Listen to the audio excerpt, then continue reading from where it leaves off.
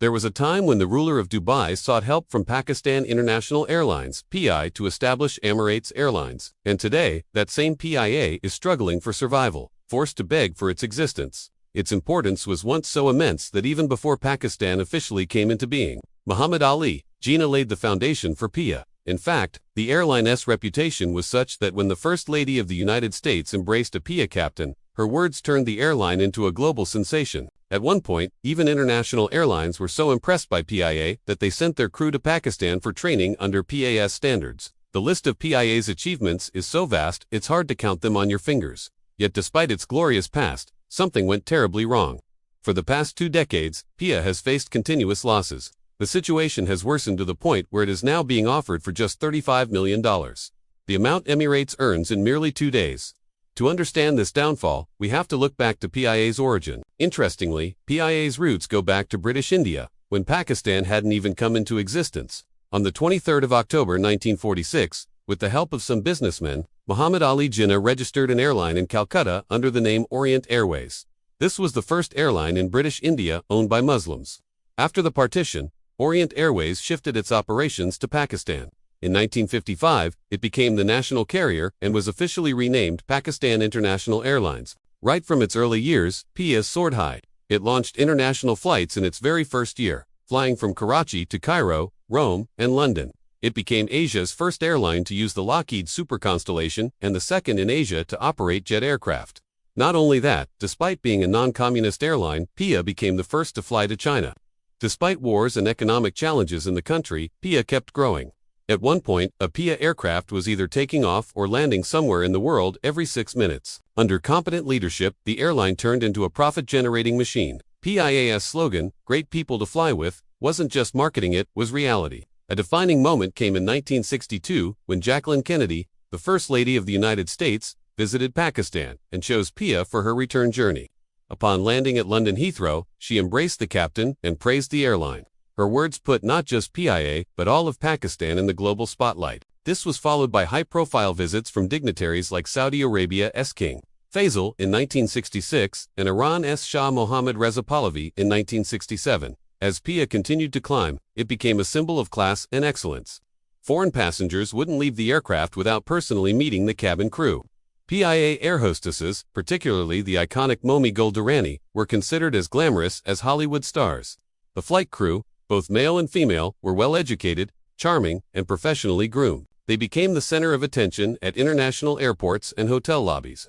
At one point, even a hotel manager near the pyramids in Egypt requested his staff to adopt the style of PAS uniforms, showcasing the airline's global influence in aviation aesthetics. PIA became a trendsetter in Asia. Other airlines began copying its uniform designs, onboard service, and training standards. It was the first airline in Asia to introduce Boeing jets and among the pioneers to implement automated ticketing systems. PIA also launched flights through non-traditional routes, such as over the Karakoram Range to China, and became the first non-European airline to land in Norway. Perhaps most impressively, it introduced in-flight entertainment as early as 1960, solidifying its place in aviation history. Karachi was considered a central hub of aviation during PIA's golden era. The airline even established a ground training center that attracted not just local but also Western Airlines crew for professional training.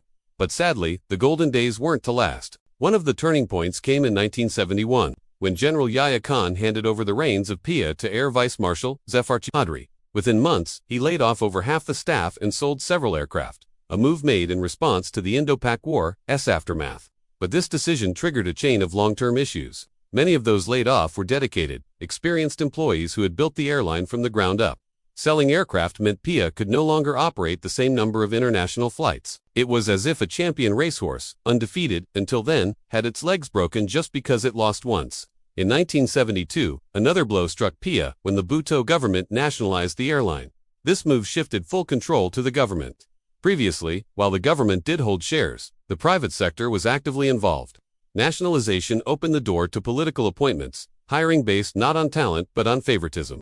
Inefficiency crept into management, and business-minded decisions were replaced by political agendas. By 1977, martial law was imposed once again, and General Zia-ul-Haq took over. Zia reinstated Zafar Chaudhry as PIA's MD, and again, decisions were made that harmed the airline. Among them was one of the most controversial moves: leasing to aircraft. complete with crew, to Dubai to help launch Emirates Airlines. While it brought short-term financial relief, this allowed Emirates to gain a foothold on PIA's key routes.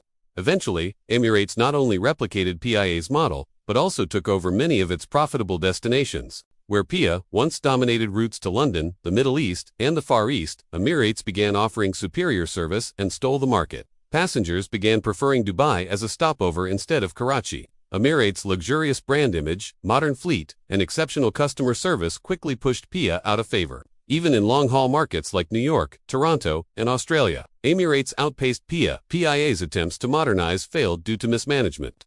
During General Zia's regime, PIA acquired 4 new Boeing 747s, but, while the planes were modern, the management wasn't equipped to handle them. Passenger demand wasn't high enough, especially with Emirates in the picture. These expensive planes often flew half-empty, resulting in heavy financial losses. To make matters worse, these aircraft were bought on loans, adding more debt to the airline's growing burden. Corruption and mismanagement worsened. In 2007, the European Union banned several PIA aircraft from entering European airspace due to safety concerns. This severely damaged the airline's international reputation. As trust in PIA declined, it began cutting international destinations. Washington in 1990, Houston in 2006, Chicago in 2012, and finally New York in 2017. These were once PIA's most profitable routes. Over the years, poor leadership decisions continued. Between 2001 and 2023, PIA turned a profit in only 3 years: 2002, 2003, and 2004. By 2005, the airline was losing over 8,000 Pakistani rupees every minute. In 2013, this figure rose to 80,000 rupees per minute. By 2023, it reached a staggering 234,465 rupees per minute. PIA, once the pride of Pakistan, became a liability. In 2018, the government attempted to privatize the airline, even proposing a buy one, get one free deal. Whoever bought PIA would get the Pakistan steel mills for free. Still, there were no serious takers. COVID-19 nearly became the final nail in the coffin. During the pandemic, global travel halted and revenues plummeted. Then came one of the most devastating blows. In May 2020, PA Flight 8303 crashed near Karachi, just seconds before landing, killing 97 passengers. The initial investigation blamed pilot error. If that wasn't enough, Pakistan's aviation minister soon revealed in parliament that several PIA pilots had fake licenses, a scandal that echoed worldwide. Global aviation authorities responded with swift bans, shattering PIA's credibility. Today, both PI and Pakistan are drowning in debt. The IMF has demanded that the government privatize non-performing institutions. 6 business groups were shortlisted for the sale, with a starting bid set at 885 billion rupees. But in the end, only one group placed a bid, a meager 100 billion rupees, roughly $35 million. To put that in perspective, Emirates earns that amount in just 2 days and 13 hours. Ironically, the same Emirates that PIA once helped establish now dominates the skies. In 2024, Emirates announced a record profit of $4.7 billion, an amount that dwarfs the entire value of PIA today. Experts argue that PIA has become such a burden that even if it were given away for free, it would still be a favor to Pakistan.